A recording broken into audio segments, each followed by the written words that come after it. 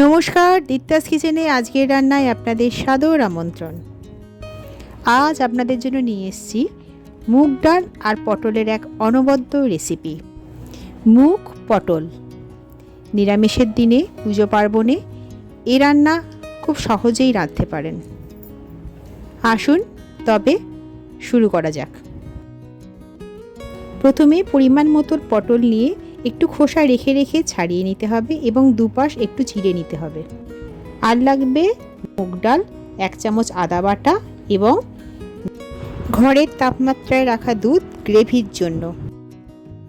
প্রথমেই একটি প্যান গরম করে শুকনো খোলায় মুগ ডালটা ভেজে নিতে হবে। কম আঁচে প্রায় 1-1.5 মিনিট এটাকে ভাজতে হবে যতক্ষণ এটা সুন্দর গন্ধ বেরোয়।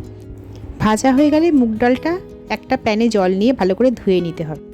এরপর 1 চামচ হলুদ গুঁড়ো, 1 চামচ ধনে গুঁড়ো, 1 চামচ জিরে গুঁড়ো, 1.5 চামচ কাশ্মীরি লঙ্কা গুঁড়ো, 1/2 চামচ লঙ্কা গুঁড়ো দিয়ে একটা মশলার মিশ্রণ তৈরি করতে হবে এবং জল দিয়ে গুলে একটা স্মুথ পেস্ট তৈরি করে নিতে হবে। এরপর কড়াইয়ে তেল দিয়ে তেল ভালো করে গরম হলে তাতে অল্প নুন আর হলুদ দিয়ে দিতে হবে। সেটাকে ভালো করে নেড়ে চেড়ে নিয়ে তাতে পটলগুলো একে একে দিয়ে ভাজতে হবে। আপনারা চাইলে পটলে আগে নুন হলুদ মাখাতে পারেন, কিন্তু তাতে জল ছেড়ে যাওয়ার একটা সম্ভাবনা তৈরি হয়। তাই আমি তেলেতেই হলুদ আর নুন দিয়ে পটলগুলোকে ভালো করে নেড়ে চেড়ে নিলাম প্রথমে, এবং তারপরে এক একটা পিঠ 2.5 থেকে 3 মিনিট চাপা দিয়ে কম আঁচে ভাজতে হবে। এবং একদিক ভাজা হলে পটলগুলো প্রত্যেকটাকেই উল্টে অপর পিঠ ভাজতে হবে। এইভাবে দুপাশ আলাদা আলাদা করে ভেজে নিলে দেখবেন পটলগুলো ভাজা হয়ে গেছে। এরপর গ্যাসে কড়া বসিয়ে সেটাকে ভালো করে গরম করে সর্ষের তেল দিলাম। সর্ষের তেলকেও ভালো করে গরম করে নিয়ে 1 চামচ সাদা জিরে, 2টি শুকনো লঙ্কা এবং 1টি তেজপাতা দিলাম। এছাড়াও এতে ছোটো এলাচ, দারচিনি মিশিয়ে ফোড়ন দিলাম এবং 8 মিনিট নেড়ে চেড়ে নিয়ে আদা বাটাটা দিয়ে দিলাম। আদা বাটাটা অল্প নাড়াচাড়া করে নিয়ে আমরা যে মশলার মিশ্রণটা তৈরি করে রেখেছিলাম সেটা দিয়ে দিলাম। এরপরে একটানা মাঝারি আঁচে এটিকে কষাতে থাকবো। চাইলে মশলার বাটি ধুয়ে অল্প জলও দিয়ে দিতে পারেন, কিন্তু এটিকে ভালো করে কষাতে হবে যতক্ষণ না মশলাটা ভালো করে কষা হয়ে তেলটা ছেড়ে দেয়। যখন তেল ছেড়ে আসবে প্রায়, তখন 8 চামচ হিঙের গুঁড়ো দিলাম। হিঙের গুঁড়ো দিয়ে অল্প নাড়াচাড়া করে আমাদের যে ভেজানোর ডালটা ছিল, ভাজা মুগ ডালটা, সেটা এই মশলার ভেতর দিয়ে দেব। দিয়ে মশলা এবং মুগ ডাল ভালো করে আরও 1.5 থেকে 2 মিনিট মাঝারি আঁচে নাড়াচাড়া করতে হবে। তারপরে জল দিতে হবে। যতটা মুগ ডাল দিয়েছি তার দ্বিগুণ বা তার একটু বেশি জল দিয়ে এই মুগ ডালটাকে সেদ্ধ করতে দিতে হবে। তবে প্রথমেই আমরা মুগ ডাল পুরোপুরি সেদ্ধ করে ফেলবো না।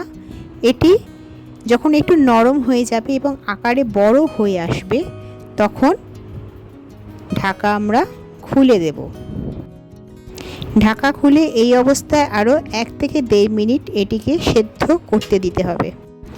এইবারে আমরা পরিমাণ মতন নুন এতে দিয়ে দেব এবং নুনটা সমস্ত ডালের সাথে নেড়ে চেড়ে মিশিয়ে দেব।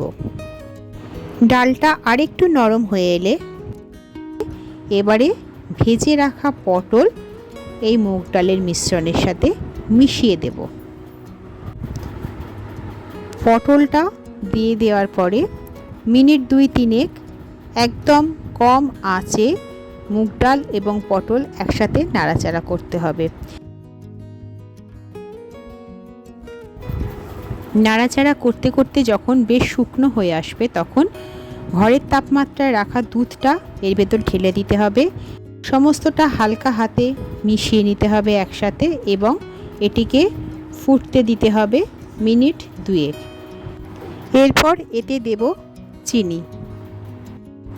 যেহেতু নিরামিষ পদ, তাই একটু বেশি মিষ্টি ভালো লাগে।